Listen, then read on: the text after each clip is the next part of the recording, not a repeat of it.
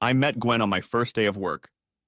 She was the receptionist and the person who gave me a temporary pass and told me where I had to report. To say I was enchanted by the raven-haired beauty with the deep blue eyes was a vast understatement. To say I was enamored with her, on the other hand, would be closer to the truth. I noticed there was no ring on her finger. Stepping away from her table, I had already decided that I was going to try to start a relationship with her. Easier said than done. A hottie like Gwen had to be hit on all the time. She had hundreds of guys to choose from. I'd be one of hundreds, and I didn't have anything special. I didn't consider myself bad looking, and I was in pretty good physical shape. Playing sports in high school and college had gotten me in pretty darn good shape, and when I saw the chubby and downright fat former soccer players among the alumni attending games, I promised myself I'd never be like that. After graduation, I joined a gym and worked out regularly. But I was still just one of many, and after being turned down 7 times when I tried to get Gwen to date me, I scrapped it. Ironically, it was the fact that Gwen had unsubscribed from me that helped us meet. Gwen was used to guys hitting on her, and while she had turned many of them down, she was used to them not stopping trying. Apparently, I didn't get it. I didn't stay in the program. I tried, accomplished nothing, and left. Obviously, that wasn't the right thing to do with Gwen. Maybe 2 months after my 7th attempt at getting a date, getting nowhere and leaving, I noticed that Gwen started acting a little kinder toward me, smiling more often, and even engaging in brief conversations. I didn't realize that these were signals being sent to me to get me back into her orbit like everyone else. Not recognizing them, or perhaps subconsciously knowing but not wanting to be part of the crowd, I ignored them.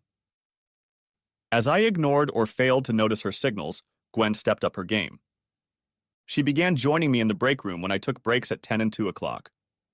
Since she was very pleasant to look at, I've already mentioned that she's a beauty, right? I was glad for her company and didn't turn her away when she started joining me for lunch in the company cafeteria. I wasn't at all opposed to having a gorgeous woman staring at me during lunch or a break at work, and I didn't bother to ask her the reason for her sudden interest. I also made no move to ask her out, although she gave me a few small hints that she might be open to an invitation. Things went on as normal for about a month, and then one Wednesday, during our 2-hour break, she did something I was in no way expecting. Gwen asked me out on a date. Well, maybe not a real date.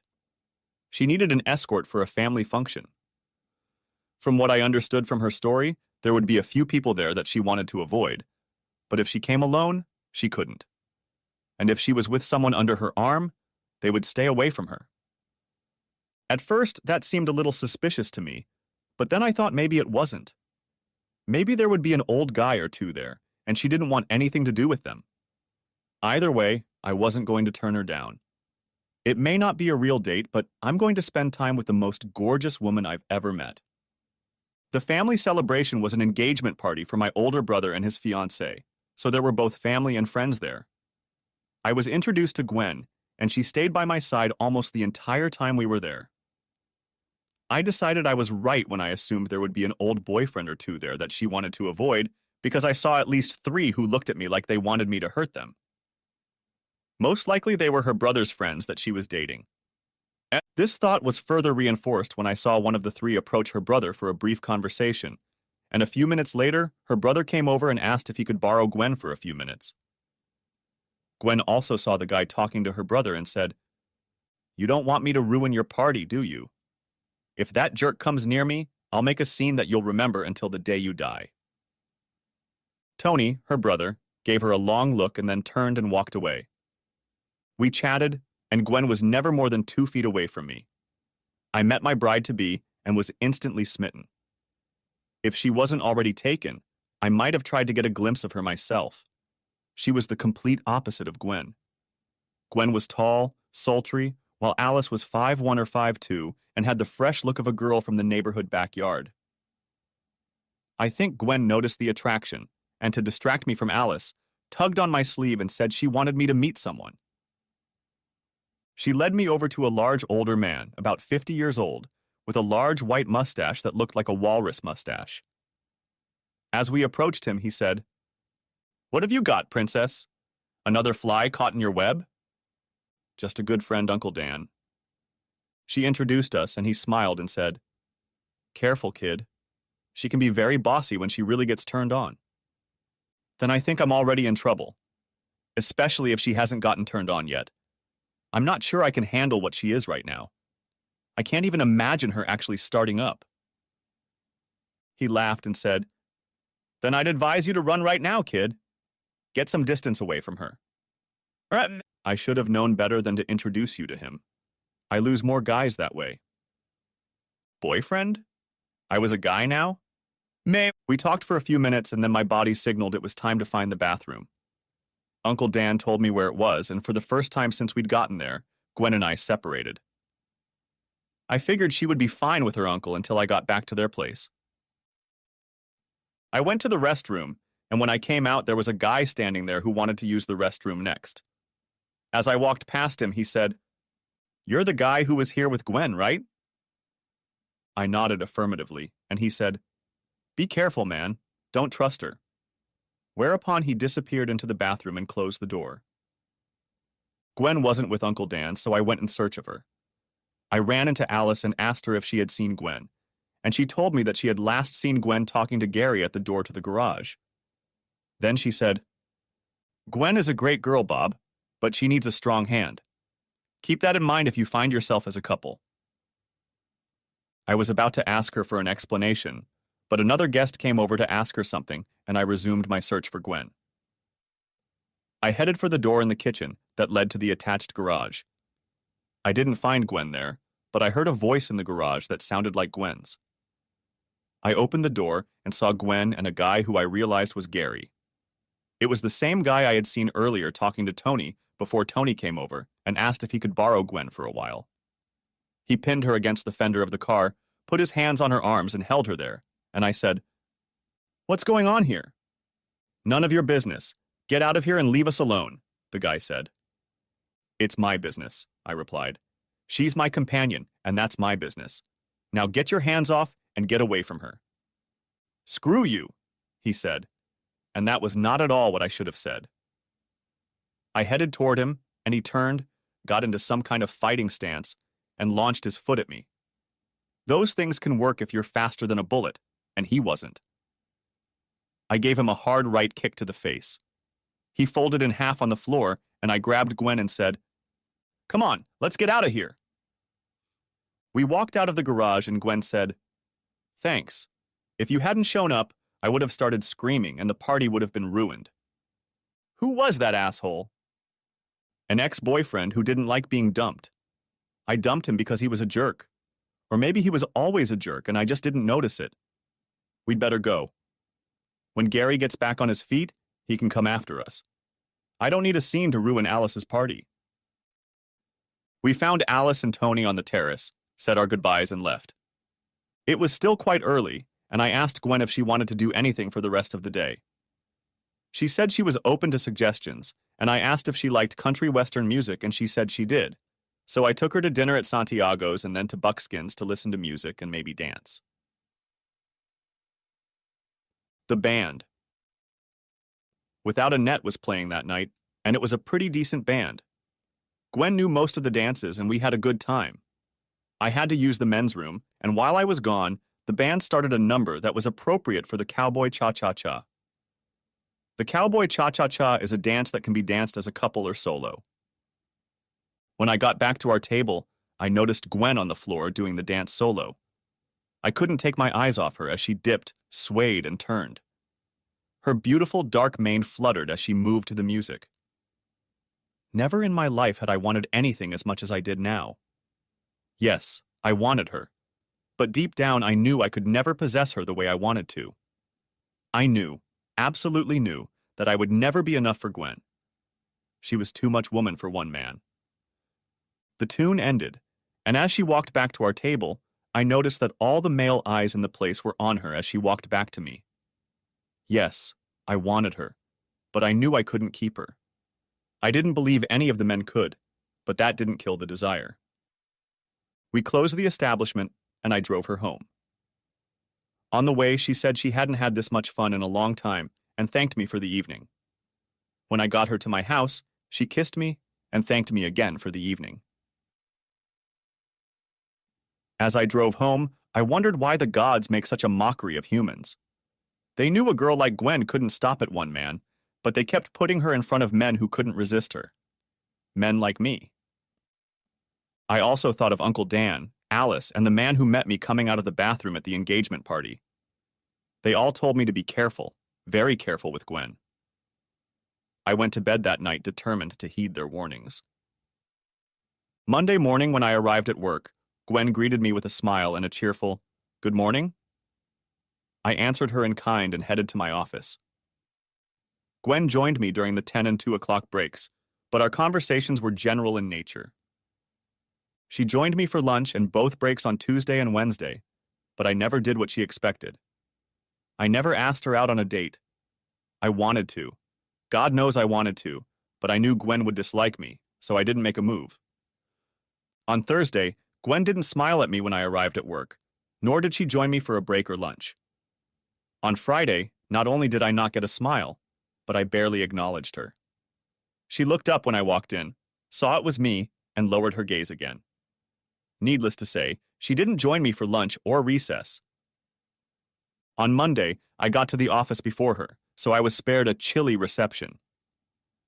On my morning break at 10 o'clock, I was sitting at my desk in the break room when Gwen walked in. When she saw me, she hesitated for a second or two, headed in my direction, and then abruptly changed direction and headed for an empty table at the other end of the room. She sat to the side of me, so I didn't look in her direction, but I could feel her gaze on me the whole time I was there. When it was time for lunch and the afternoon break, I was out of the office. But the next day when I arrived at work, Gwen smiled at me and wished me a good morning. I returned the greeting and then went to my office and took care of the business that was in my in-basket. I worked until the morning break, and at noon, I decided to have lunch at a diner on a nearby street. The waitress was just bringing me my order when I saw Gwen enter. She looked around the crowded place and saw that the only empty seat was my table. She came over and asked if she could join me, and of course I agreed. The waitress came over and took Gwen's order, and I, not wanting to be rude, didn't eat until her order arrived. While we waited, we talked, mostly about work and some people, but as soon as the waitress came over with Gwen's food, Gwen asked me, "Why don't you like me?" This caught me off guard. "What makes you think I don't like you?" "You don't ask me out on dates." "That's not true, Gwen. I've asked you out more than half a dozen times, and you've turned me down every time. Since you clearly weren't interested, I stopped asking. The day of the engagement, when you drove me home, I told you I hadn't had this much fun in a long time and kissed you as you walked me to the door. It was a girl talk. Call me. I want to do it again. But you've never done anything since." My bad. But in my defense, I don't speak any foreign languages. Foreign languages? I don't speak or understand girl speech. Then I guess I'll have to teach you. Have you anything for tonight? Nothing I can't get away from. If you'd like, you can have your first lesson tonight. I looked at Gwen and wondered what the hell was going on. I was nothing special, and she was. Why was she hitting on me?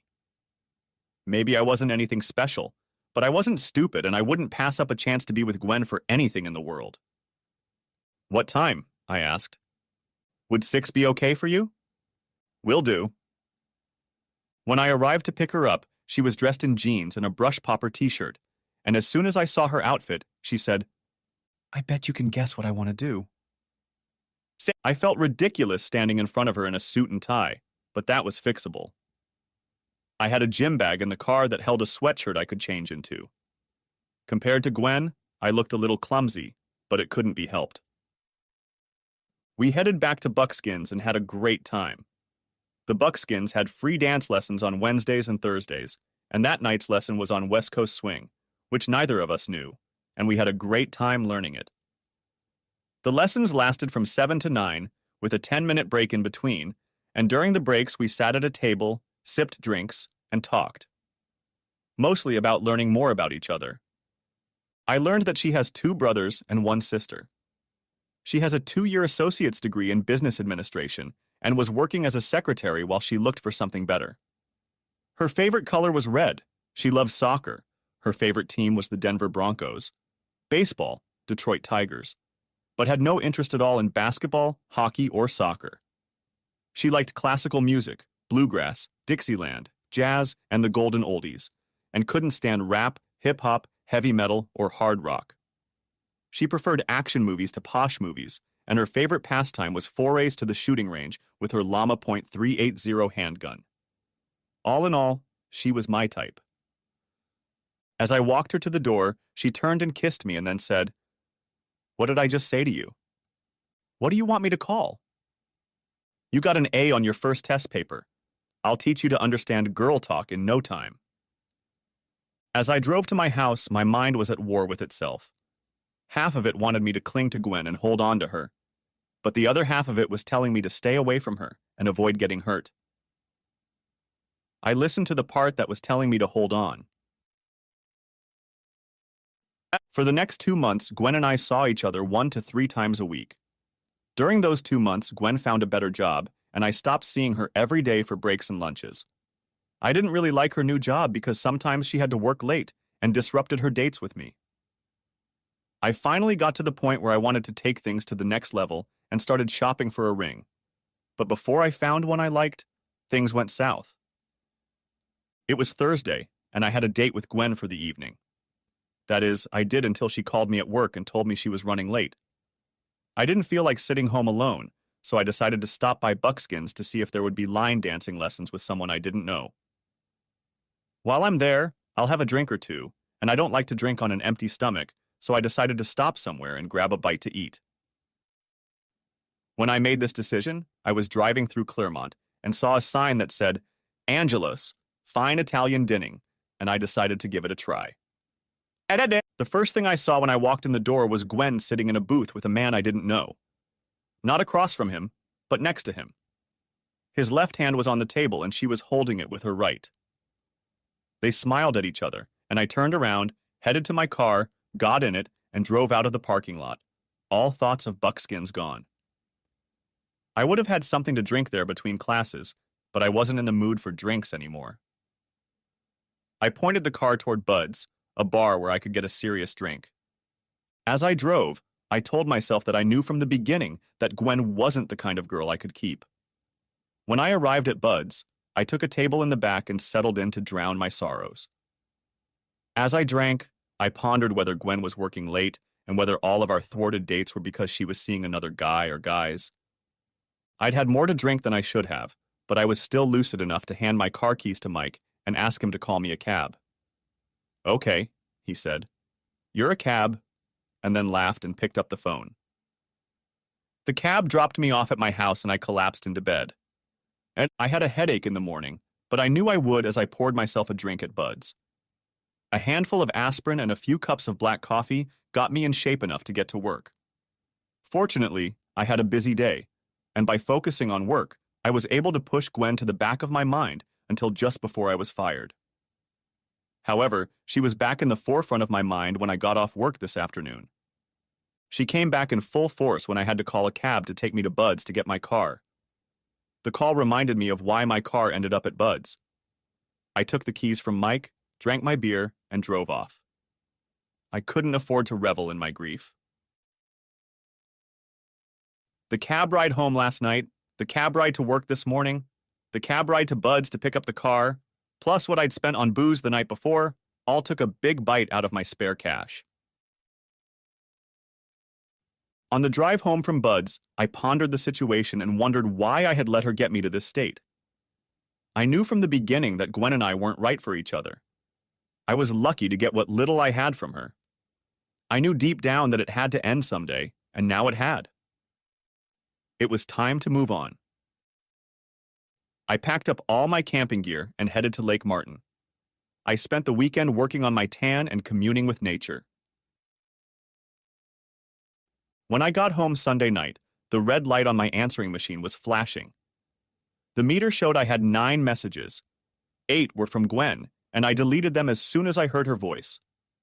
I didn't need to hear what she was saying, and the sooner I could put her in the past, the better. One was from some guy who wanted me to endorse him for a city council seat. I deleted that one too. The day went by quickly, and when I got home, the red light flashed again. 4 messages, 3 from Gwen and 1 unexpected. I wondered why Gwen was calling my home phone and not my cell phone, and glancing at it, I found it turned off. I had forgotten that I had turned it off when I left for the lake and had forgotten to turn it back on. Upon reflection, I decided that was probably a good thing. Otherwise, it might have been constantly tripped while I was trying to enjoy the weekend. I decided not to turn it back on until morning. Back to the ringing, which was a big surprise. Nothing fancy, just "call me" followed by a phone number. I recognized the voice and I suddenly had to make another decision. To answer the call or not. Then I laughed at myself. Of course I would call back. Curiosity practically demanded that I do. Harlena Collins had been my girlfriend from the day we met in 8th grade until midway through my senior year of college. It was decided in both of our families that we would get married when we graduated from college, and truth be told, both of our mothers were already planning a wedding. And then it all went downhill from there. It started out pretty simple, and I'm sure if you went to college, and probably some high schools, you've encountered it. The teacher divided the class into groups and gave each group a project. Lena, I called Harlena Lena, had to meet with her group in the library to do research and plan the project. She had to interrupt a few dates with me to do this, and I didn't pay much attention to it because I had already gone through the same thing in some of my classes. I remember that day well. It was a Wednesday, and Lena and I had a date to visit an art exhibit at a local gallery. I had absolutely no interest in art, but the artist was a friend of Lena's, so we were going to stop by and support him. I got the call just as I was leaving class at 4 o'clock. Lena said she had to cut our date short because the group had to meet to work out some problems with their project. Since I was only going to the gallery to placate Lena, I decided to skip the event since Lena wouldn't be going there. I was sitting in the student union drinking a Coke and looking over class notes when my friend Artie came over to my table. There was no "what's up, buddy" or "what's up" questions. He just said, "You've been friends with me for years, home. Have you ever known me to lie to you?" As far as I know, never. I hate this house, but I have to tell you. Harlena is leaving you. I've seen her 3 times with some big guy. I know about that. She's in a study group, working on an assigned project. 2 isn't a study group at home. 2 is a couple, and the couple I was looking at was kissing and playing fetch with each other. When was that? Last Monday, Wednesday, and Thursday. I remembered that all 3 of those nights Lena was supposedly in the library with her band. Where did you see them? All 3 times at Angie's. Artie went to school on a scholarship and earned money washing dishes at Angie's restaurant and bar. Angie's restaurant was on the other side of town, and in a neighborhood I was unlikely to visit casually. In fact, I've only been there twice in the last 4 years, and the last time was 2 years ago. I started packing up my books and said, "Thanks for the warning, Artie. So what are you going to do?" Since the last 3 times you've seen her were the nights she was supposed to be with her group at the library, and since she just called and canceled on me again, I have an overwhelming desire to go to Angie's. If they follow past practice, they won't get there until 7. The guy is a big guy and looks like a badass. I'm driving to work, so if anything happens, I'll be there to watch your back. The drive to Angie's took half an hour, and when I got there, I parked so I could see Angie's parking lot. It wasn't a long wait, and around 7 I saw a car pull up and Lena and a guy get out. He really was a big guy. Maybe 6'4" and 220. I saw them kiss and then walk into the restaurant holding hands. The kiss and the hand-holding told me all I needed to know, and I was about to start the car and drive away. But at the last second I said, "Screw it," and got out of the car and headed toward the building. They were sitting in a booth, and Lena had her back to me. I walked over to them and said, "Hi, Harlena. I see you're busy working on your project.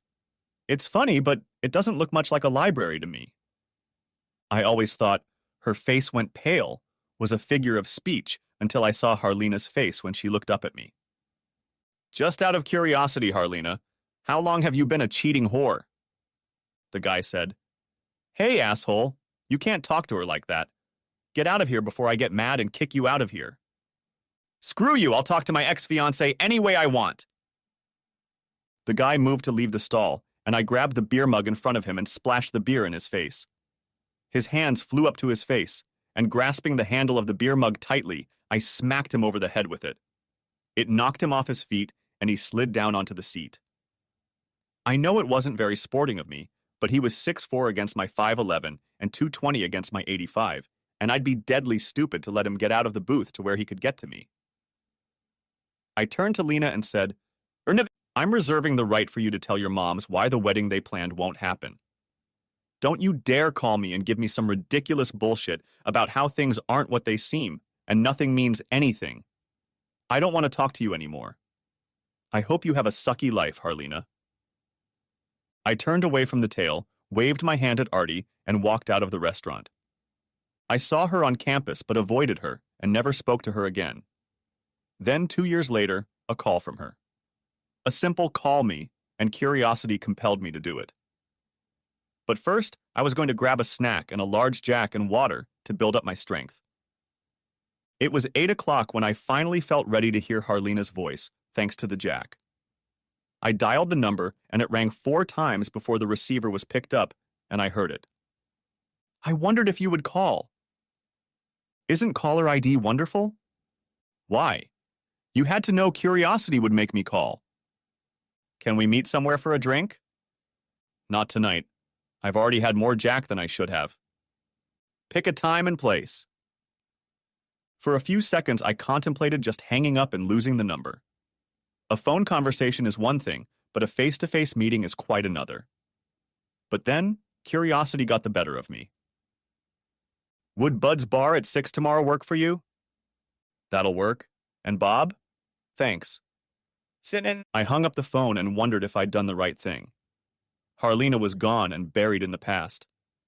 Shouldn't I have left her there? I arrived at Bud's at 5:45, expecting to have at least one drink to bolster my strength for the upcoming meeting, but when I walked in, I saw that Harlena was already there. She looked well, as she always did. She was the polar opposite of Gwen. Where Gwen was sultry, Lena, like Alice, was a fresh girl from the neighborhood backyard. As I approached the stall, she stood up to greet me. She extended her hand to me with the words, "Thank you for accepting me," and I took it for a brief shake. I sat down, and as soon as my butt was down in the seat, Tina appeared and placed a drink in front of me, and I glanced over at the bar and saw Mike watching me. He gave me a thumbs up, and I confirmed the gesture with a nod and a smile. I picked up my drink, took a sip, and asked, "So what's up, Harlena?" "I'm hoping to find something I've lost." "And what might that be?" "You. The last 2 years have sucked for me, Bob, all because you weren't around. I've missed you a lot. I know it's all my fault, but there's a hole in my life where you used to be, and I want you to come back and fill that hole." I sat in silence, taking an occasional sip of my drink. She apparently couldn't stand the silence and continued to speak. "I know I hurt you, Bob, and I'm sorry about that. I never meant to hurt you, but honestly, I never thought you'd find out. I just needed to get something out of my head before we graduated and started living together. Maybe I should have said it outright, but I was afraid you'd take it the wrong way. No, that's not true. I knew how you would take it, and I was afraid I would lose you." I was still silent and sipped my drink. She was probably waiting for me to say something or ask questions, and my silence was making her nervous. She turned away from me, sipped from her glass, and then said, "I just wanted to find out what other guys are like. Their likes and dislikes, how they interact with girls and other guys. That sort of thing. I wasn't looking to replace you, but I was curious. I was happy with you, but I was curious. I never found anyone who could even come close to taking your place. I've dated 24 guys in the last 2 years, but none of them could fill the void you left when you dumped me. I haven't even come close to leaving you behind. I don't know if you know this, but I call your mom every couple of weeks to ask how you're doing." I didn't know that. For weeks after my breakup with Harlena, my mom had constantly demanded that I sit down and talk to Harlena. "You're supposed to be together, Bobby, and everyone knows it." I finally told her that if she ever mentioned Harlina again, I would stop coming home to visit. She must have realized I meant it, because she never brought up Harlan again. Sitting across from Lena and listening to her, I tried to separate the truth from the lies. The fact that she was sitting across from me and telling me her story was proof enough, at least to me, of the depth of her feelings for me. But I had no doubt that she was also lying to me. I believed it, but I had no proof, only memories of our time together. I still hadn't said a word, and I didn't know how Lena would take my silence. She took a deep breath and then said, "I don't have any more curiosity, and I want to give Bob back what we had. Think about it, please. You have my number." Throwing me one last long look, she got up and left me with questions I doubted I'd get honest answers to, even if I asked them. But one of the things she said was memorable. I have no more curiosity. And if that was true, could I risk it? I didn't know, but I knew I'd be thinking about it. When I got home, there were 2 messages on the recorder from Gwen, and both were the same. "Please call me as soon as you get this message, Bob." I wondered why she hadn't called me on my cell phone. I pulled it out of its case and saw that it was turned off. I didn't remember turning it off. I tried to turn it back on and saw that it had turned off due to a dead battery.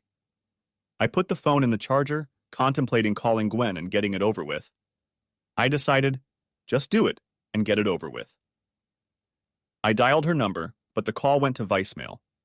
She was probably out with some guy and didn't want to be disturbed, I thought, and it was also a sign that I shouldn't call her. As I fell asleep, I thought about Lena. In the morning, I showered, shaved, took my phone off the charger, and headed to work. I stopped and had breakfast at the Village Inn, and when I got to work, I was in a pretty good mood. That is, I was in a pretty good mood until Lois, Gwen's replacement, handed me a stack of message sheets and said, "Please get her away from me, Bob." I looked through the sheets and saw that 2/3 of them were from Gwen, and most of them said, "Call me as soon as you can." I picked up the office phone and called Gwen's cell phone. She answered on the 3rd ring and said, "I'm at work. I can't talk right now. Call me tonight. Bye." And hung up. I looked at the phone in my hand and thought, how much I made it a point to call as soon as I could. I had had a very busy day, and when it was over, I picked up the phone and called. Not to Gwen, but to Harlina. I asked her if she wanted to have dinner with me, and she said yes. She gave me her address, and as I was getting in the car, my phone beeped and the screen popped up that the call was from Gwen, and I transferred it to voicemail. I had a quiet dinner with Harlina, and the evening went well enough that I asked her if she wanted to go out with me on Friday. She agreed, and when I brought her home, she tried to drag me inside for a drink. Remembering the old Lena, I was tempted but said, "It's too early for that, Lena. It'll take me a while before I'm ready for it." I didn't add that I wanted to make sure she really got rid of her curiosity before I decided to do it again. I turned my phone off while I was out with Lena, and as I walked to my car after walking Lena to the door, I turned it back on. There were 2 messages from Gwen. I looked at the clock and saw that it was a little after 11. She said she wanted me to call as soon as possible, so I dialed her number, and she answered as if she had just woken up. "Bob? Do you even know what time it is?" "You wanted me to call, so I did. In fact, this is my 3rd call today. The first one went to voicemail, and you didn't answer the second one." "Why didn't you call again, just a little earlier?" "Because I had a date, and it wouldn't have been nice to call you. Not to mention it would have been bad form to call you while I was with her." "You were on a date? With a girl?" "Yes, Gwen, with a girl. I thought you knew I don't like guys." "But a date with a girl? I thought Bob and I were onto something good." "I thought so too, Gwen, until I saw you holding hands with that guy at Angie's the night you blew off your date with me because you had to stay late at work. And until you even tried, I won't believe it was just a quick bite to eat before rushing off to work." Angelo's is across town from the Fisher Building where you work. There are 2 restaurants in the Fisher Building and at least 6 other establishments within a 3-block radius of it, so if you needed to break away for a lunch break, you didn't have to drive across town to do it. Sorry to wake you up. Goodbye. I cut the connection, and immediately the phone rang. I realized from the screen that it was Gwen, but I wasn't in the mood to talk anymore, so I disconnected the phone. When I got home, I saw the red light blinking on the answering machine. Without even checking the messages, I turned off the phone and answering machine and went to bed. When I got to work in the morning, I told Lois to tell Gwen if she called that she had been ordered not to take any messages from Gwen, and if she persisted in calling, Lois should hang up. It may be a coward's way out, but so what? I spent a quiet evening at home. Quiet because my cell phone was off, and I didn't have it plugged in. I watched TV for a bit, and then turned it off and picked up the book I was reading. When I got to work, I got a smile from Lois, and she stopped calling. The day went by quickly, and when I got home from work, I picked up Lena, and we headed out to dinner. After eating, we went to the pit for drinks and dancing. When I took Lena home, we were in a pretty high spirits, and I followed her inside when she asked me to come in for a nightcap. She sat me down on the couch and went into the kitchen to make drinks. Lena smiled at my reaction, set the drinks on the side table, and said, "This way to the bedroom, lover." We went into the bedroom and got down to it. When I finally got back to my house on Sunday night, I was so exhausted that I fell asleep as soon as my head touched the pillow. The next 2 weeks were pretty much the same. Work and Lena took up most of my time. I woke up in Lena's bed 2 or 3 times a week, and she woke up in mine 2 or 3 times a week. Gwen stopped calling, but she didn't stop trying to get to me. Twice, she waited for me in the parking lot at work, and both times I saw her first, exit through the loading dock, walk down the street to the bar, and hail a cab to take me home. One time, I saw her parked outside my apartment on my way home from work, but I managed to turn around before she saw me and headed to the sports bar I sometimes went to. Lena had been very insistent that we move in together, but I was hesitant to take such a big step yet, and there were several reasons for that. One was that I couldn't convince myself that Lena's curiosity list had all the items on it. Then there was Gwen. I'd always been honest with myself. I still had feelings for her, and I just couldn't get into a permanent relationship with Lena, or anyone else, while I still had the feelings I had for Gwen. It sounds stupid, and I knew it. I always thought that Gwen was beyond me, and that a permanent relationship with her couldn't last. I'd always thought she was too woman for me, or maybe I wasn't man enough for her. But despite those feelings, I still spent an awful lot of time thinking about her. Even considering the reason I distanced myself from her, she still clung to me. Apparently, Gwen had finally decided that getting to me was impossible. After a few weeks passed and I didn't see her around, her influence on me waned. As Gwen faded, the bond between Lena and I grew stronger, and I finally agreed to have her move in with me. The next 3 months passed in Lena's attempts to push me to make the final move and put the ring on her finger. I hesitated, right up until the night I caught her in bed with another idiot. It was Tuesday, and I was leaving my apartment for the airport to catch a flight to Chicago, where I was to attend a 3-day meeting on how to deal with my company's takeover of one of our biggest competitors. I was sitting in the boarding area when my cell phone beeped. It was my boss informing me that the meeting had to be postponed for a week due to the death of the owner of the company we were taking over. I called Lena to let her know about the change of plans, but she was apparently in a meeting or something, and the call went to voicemail. No big deal. She'd get the message within the day. I went to work and worked all day, then headed home. When I got home, I saw Lena's car in the parking lot and smiled, expecting her to have dinner ready for me when I arrived. There was nothing hot on the stove, but from the sounds coming from the bedroom, something was going on in there. I went to the door and peeked inside. Lena was having fun with some asshole. Apparently, she hadn't checked the messages on her phone during the day. Seeing Lena's purse on the kitchen table, I walked over to it and looked inside. Her phone was lying there. I checked it and saw that it had my message on it. I walked back to the bedroom door, selected speakerphone, and pressed the right buttons on her phone, and Lena and her buried boyfriend could be heard. "Hey, sweet dumpling. My appointment has been canceled and I'll be home at the usual time tonight. Love you. Bye." Lena and the boyfriend turned to look at the bedroom door and saw me standing there. They weren't the only ones surprised.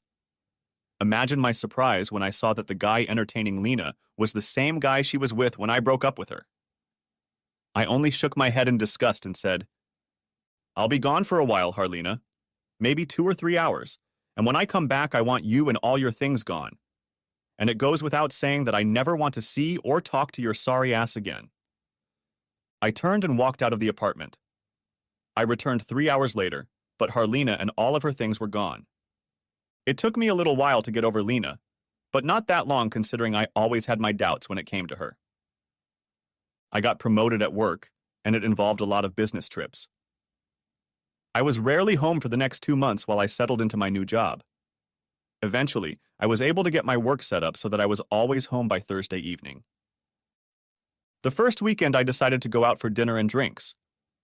It was a Friday night, and after dinner at Tricacci's, I decided to go to Buckskin's for a drink or two and some country western music. The Dawson James Band was performing that night. They were pretty good, although somewhat predictable. If you heard them once, you knew exactly what songs were going to be played and in what order. They never changed. Even the supposed ad-libs were the same. Not once in the dozen or so times I heard them did they change. Still, it was good music for dancing. And there were several unaccompanied ladies there that night, but I didn't feel like playing the game, so I limited myself to line dancing. I had been there for about an hour, had just finished the cowboy cha-cha-cha-cha-cha, and was sitting on my bar stool sipping a PBR when a familiar voice said, "Hello, stranger." I turned around and saw Gwen standing there. She was as stunningly beautiful as ever. As I admired her, she said, "I just came here with a couple friends and saw you sitting here. Would you like to join us?" "I'd rather not intrude on your evening." "And you won't intrude. The three of us could use a decent dance partner. I seem to recall that you know how to hold your own." When she first said she'd been out with friends, I'd assumed she was with a guy, and there was no way I'd want to see her with another man. Stupid of me, and I knew it. I couldn't have her, but I couldn't bear to see her with anyone else. The three of us could use a decent dance partner. Everything changed. 3 women I could handle, in terms of dancing. Then, I followed her to the table where she introduced me to Sarah and Stacy. I had a great time getting to know the girls and taking turns dancing with them. I tied up at midnight, although Stacy asked me to stay a little longer. I cheated a little and told her that I usually stay until closing time, but I had things to do early in the morning and needed to get home and get some rest. I didn't really have anything to do early in the morning. The truth was that being around Gwen bored me. Most of the dances I danced with her were the kind of dances that didn't lend themselves to conversation. You can't talk much while dancing the Oriental Swing and the Texas Two-Step. I danced all the slow dances with Sarah and Stacy, but the booze I consumed both before and after joining this trio set me up to ask Gwen out, or gave me the courage to. The problem was that I remembered why I had stopped dating her, and deep inside me a voice called out, "Don't make us get hurt again." I decided I had better leave the bar before I did. As I was about to leave, Sarah said, "We are usually here on Friday, and while I can't speak for others, I enjoyed dancing with you and would like to do it again." "I second that motion," Stacy said, and I was floored that Gwen didn't say anything. I smiled and said, "I really enjoyed my night with you ladies and I'd really like to do it again, so maybe you'll see me here again." And I meant just about everything. I enjoyed my time with them, and I'd really like to do it again, but it's unlikely to happen. Not unless Gwen was there. That was truly the conundrum. I wanted to be with her. I wanted her to be there for me, but I knew that if I let it happen, I would be hurt again. I spent the weekend alone and didn't do anything special, and work had pretty much kept me busy during the week. But the closer Friday got, the more I thought about going to Buckskin's. I remembered that Sarah had said they were usually there on Friday. To me, that meant that they might not be there this coming Friday, or that maybe only 1 or 2 would be there, and maybe, just maybe, that 1 or 2 wouldn't be Gwen. When I flew home from Atlanta on Thursday, I had already made the decision to go to Buckskins on Friday, and if Gwen would be there, so what? I had proven the previous Friday that I had enough common sense to go before I let anything stupid happen. Like letting Gwen get her claws into me again. Just watch your alcohol consumption and get the hell out of Dodge if you start thinking about hitting on Gwen, is what I told myself. I got to Buckskins at 7 and saw that the Carlos Washington Band was playing that night. It was one of my favorite local bands, so I expected to be in for a good night. As soon as I entered the venue, I saw Sarah sitting alone at a table. She saw me at the same moment and waved for me to join her. When I sat down, she said, "Thank God you're here. Maybe now those assholes will stop coming here and bothering me." I thought that's what you were here for. What do you mean? You come here to enjoy the music and dance, and since you're alone, guys will come up to you and ask you to dance. That's true, but a lot of the guys here now are regulars and are only interested in finding a woman to have fun in the parking lot, and so far, these creeps are the only ones who fit. You're safe with me. I don't do parking lots. I need a bed. When I said that, her face took on a sour expression, so I quickly said, "I was just kidding, honey. You don't have to worry about me." Her face brightened, and then the waitress came over and took my order. I ordered another one for Sarah. The band wasn't playing yet. Music was coming from the bar's sound system, and a few couples were dancing on the floor, so I asked Sarah if she wanted to dance. She agreed, and we went out on the floor. It was a waltz, and as I held her in my arms, I wondered if she would accept a date, so I decided to ask her out for the rest of the evening. We stayed on the parquet for 2 numbers, and as I escorted her back to our table, I noticed 3 other ladies I had danced with on previous trips to Buckskins. 2 of them had been friends with benefits at one time or another, and one had almost reached that status. Thankfully, they decided to end it, and I found it easier to be around them when I came for drinks, dancing, or just music, and some nights they even danced with me.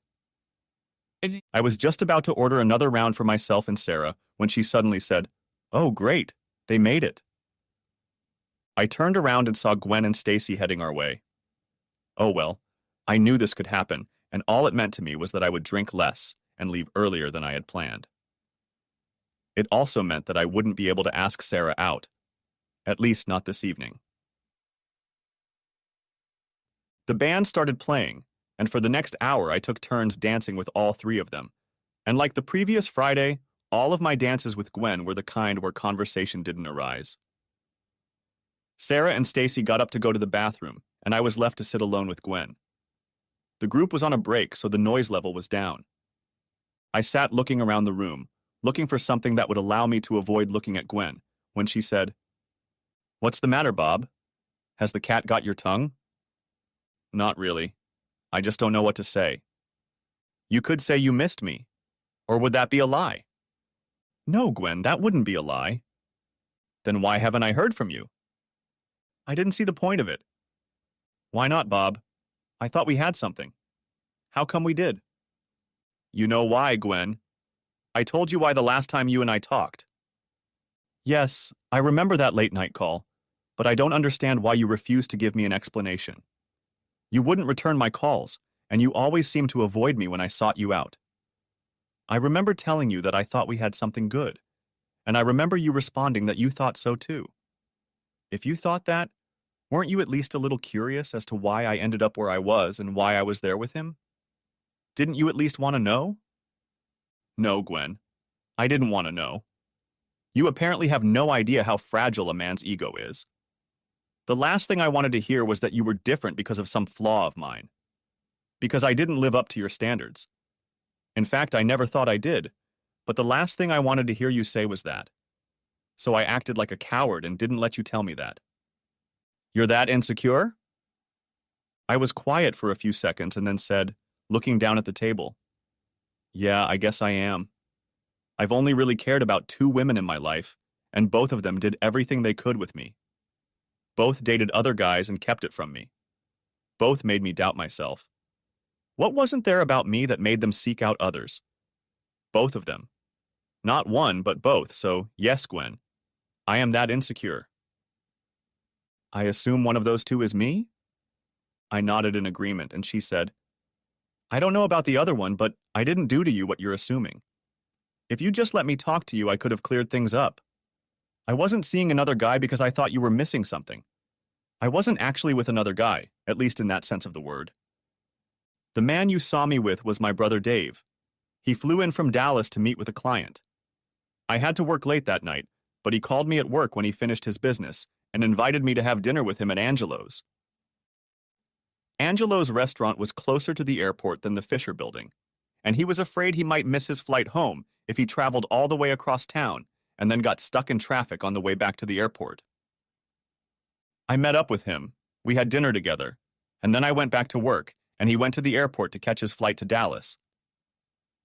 I mulled over her words and pondered what I was going to say when Sarah and Stacy came back from the bathroom.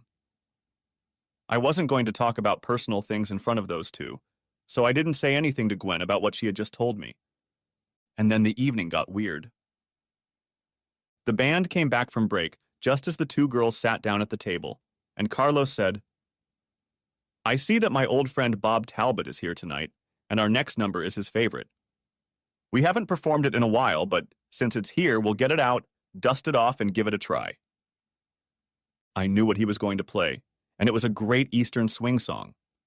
I was trying to decide which of the three to ask to dance. When the first notes of Ride Cowboy Ride came on, a hand came down on my shoulder and a voice said, Get off your ass, Bobby. This is our song. I turned around and saw Melanie Murphy standing there. Mel was one of my former girlfriends, and Ride Cowboy Ride was indeed our song. It was the song that brought us together back in the day. If any of the three at the table were on a date with me, I'd say, No thanks, Mel. But I wasn't attached to anyone at the table, so I got up, and Mel and I headed to the dance floor. Mel and I looked good together, plus we had entered several dance contests at the Coach House Inn a few years ago. When the song ended, Mel kissed me on the cheek and said, Call me, I still have the same number. When I returned to the table, all three women were looking at me, and only Sarah voiced the question that was on all their faces. Is this our song, Bobby? You just have to tell us the story behind it. I thought for a few seconds and then told them the story. I met Mel on Saturday night at the old Coach House Inn. The band that is playing there tonight is the same band that was there that night. I was alone that night, and Mel was sitting at a table with three of her girlfriends. Her three tablemates were on the dance floor, and she was sitting there watching. From the way she moved in her chair and the way her fingers tapped the table, I knew she wanted to be there too. I didn't come to dance just to have a couple drinks and listen to the music. I was the only available guy in the joint that night, and I could see that she really, really wanted to go out on the parquet, so I got up from my bar stool, walked over, and invited her over. We walked out onto the parquet just as the tune ended. The band had been playing for quite some time, and I figured it was time for them to take a break. Mel must have thought so too, because a look of immense disappointment appeared on her face. We were surprised when the band started Ride Cowboy Ride. Mel smiled, and when I asked her if she knew Eastern Swing, she said yes, and we proceeded to perform. When the song ended, the band took a break. I walked Mel to her table, and on the way out she said, That was fun. I hope they perform that number again tonight. When we got to her table, she introduced me to her friends, and then I excused myself and went to the restroom.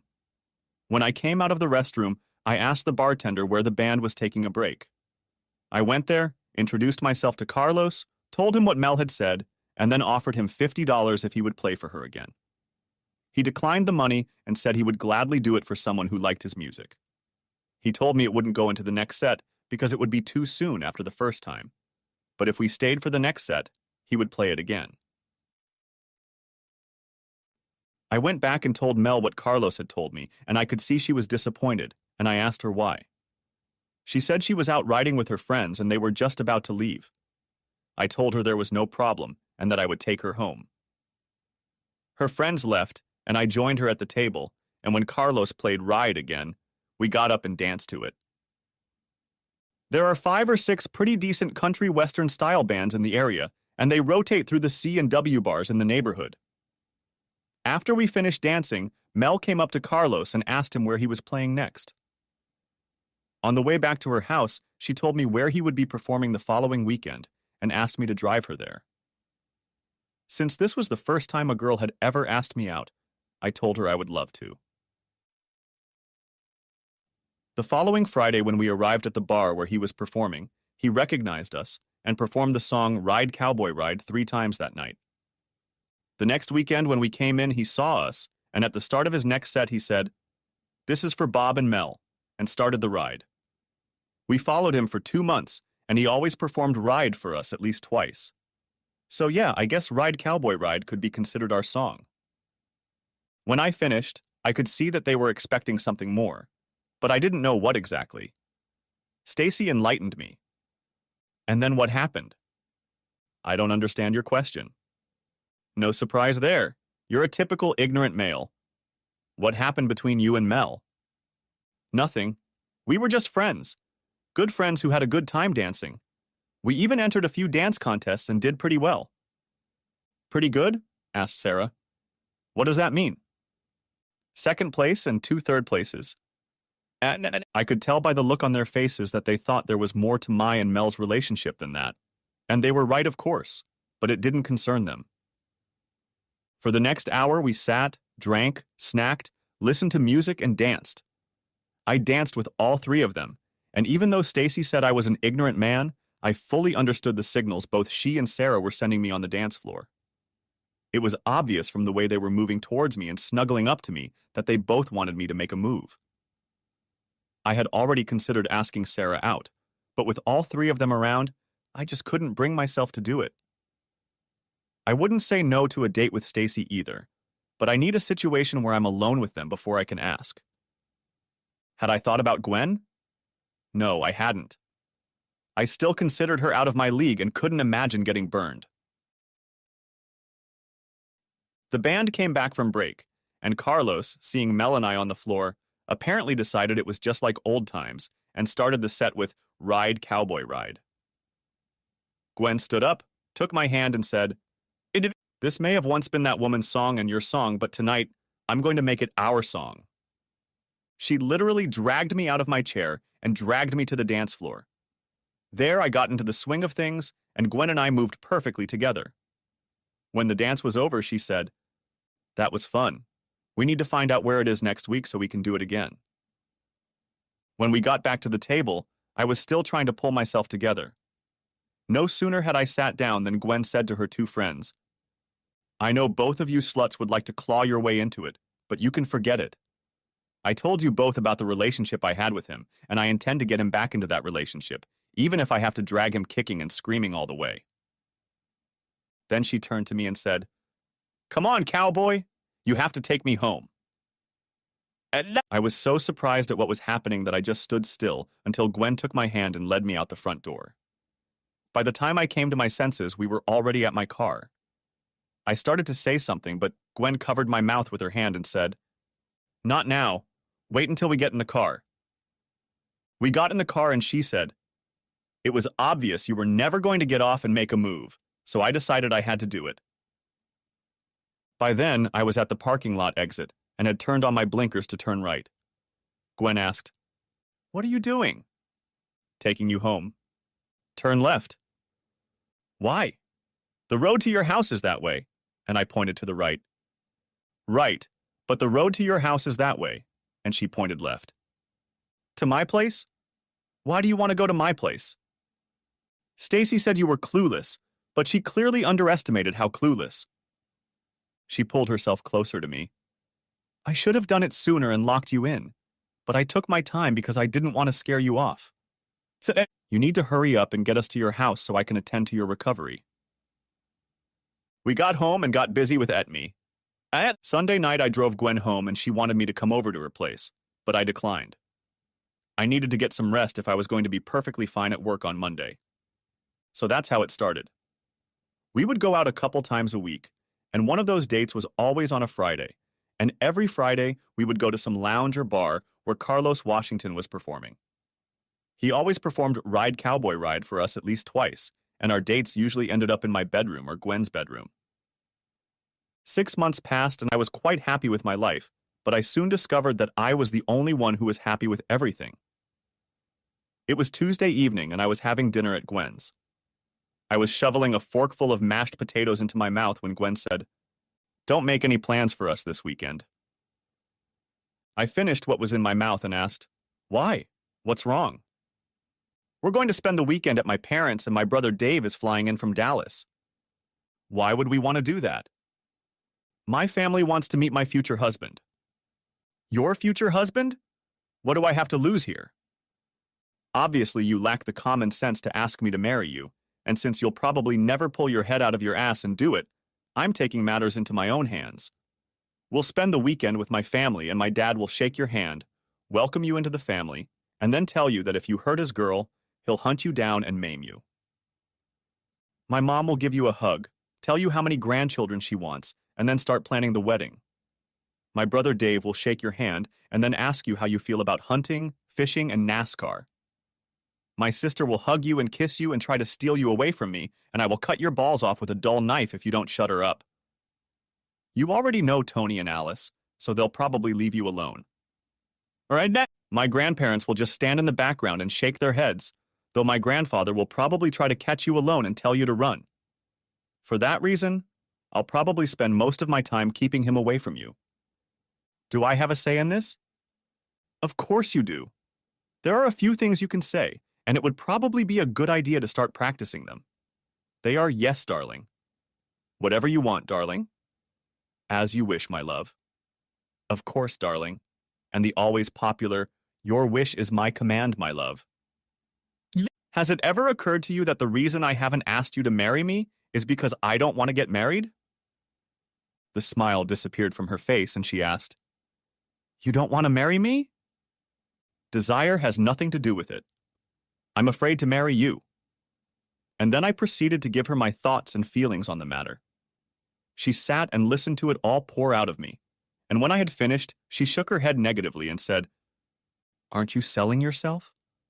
What makes you think I'm not right for you? It can't just be about my looks, she said, and seeing the look on my face, she added, Isn't it? Spit it out, Bobby. Spill it. I'm nothing special, Gwen. In decent physical shape, not very good looking, but not too bad either. I have nothing to offer a woman like you. On the other hand, men are drawn to you like flies to sugar and honey. Sooner or later, someone who has all the things I lack will catch your eye and you'll leave. I don't want to be hurt when that happens. Unreal. Unreal, damn it. Have you ever considered that the things you think you're missing are things I don't care about? I know what I look like, Bobby. I've had men and boys pining for me since I was 12 years old, and in the years since then, hundreds have made attempts on me. Some of them were prettier than you, some richer than you, and though you may hate to hear me say it, some were smarter than you. But none of them, Bobby, none of them, had something that made me want to make them a permanent part of my life. You have that, Bobby. It took me a while to realize it, but you have it. I can't describe it. That feeling that says, hold on to it. Don't let it go. What it boils down to, Bobby, is that you either want me or you don't. I want you, but as they say, it takes two to tango. If you want me, you have to get your ass up and do what needs to be done. As they say on the farm, it's time to cut the nuts. How to be Bobby? For the most curious, 1. Her mother wanted 4, so she started planning the wedding right away. 2. Her brother found out that hunting and fishing was in vogue, but NASCAR was not. 3. I cut off access to her sister Eileen, and 4. 9 years passed without her father having to track me down and hurt me. Oh, lest I forget. Her grandfather left me alone and told me to run, but I didn't, and I'm damn glad I didn't. The song Ride Cowboy Ride is still our song, and Carlos sang it 4 times at our wedding reception.